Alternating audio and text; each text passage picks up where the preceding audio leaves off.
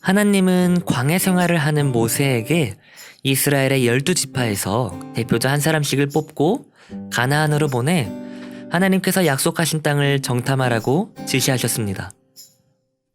그래서 모세는 12지파에서 뽑힌 12정탐꾼을 가나안으로 보냈고 그들은 40일 후에 돌아와 결과를 보고했습니다. 12정탐꾼 중 갈렙과 여호수아는 가나안 땅에 분명히 들어갈 수 있다고 긍정적으로 말했지만 10사람은 그들이 우리보다 훨씬 강하고 우리는 그들 앞에서 마치 메뚜기에 불과하다며 부정적으로 이야기했습니다. 그러자 백성들은 통곡하며 전쟁에 나섰다가 패배하느니 차라리 애굽이나 광야에서 죽는 편이 좋았을 것이라며 모세에게 푸념을 늘어놓았습니다.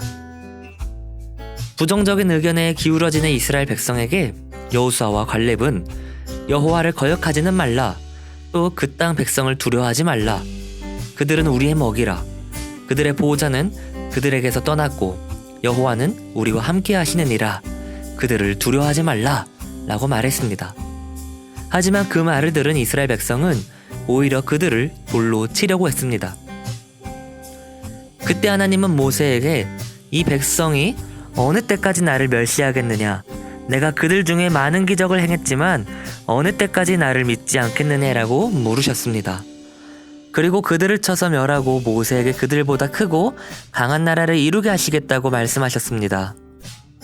그러자 모세는 하나님이 이스라엘을 택하시고 구원하시고 인도하신 것을 애굽 사람들과 가나안 사람들도 다 알고 있다고 말했습니다. 그래서 하나님이 약속의 땅으로 인도하겠다고 하신 이스라엘 백성을 쳐서 멸하시면 그들은 하나님을 능력이 없는 분으로 여기니 이스라엘 백성을 용서해달라고 간청했습니다.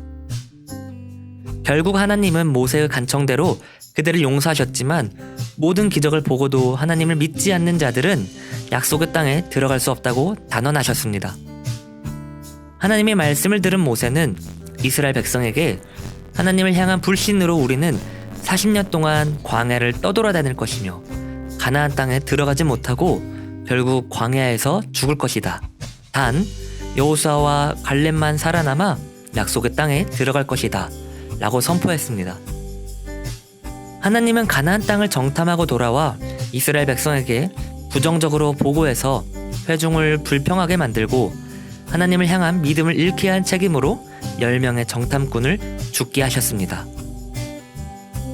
생각할 질문. 여호수아와 갈렙이 가나안 땅을 정복할 수 있다고 믿었던 이유는 무엇인가?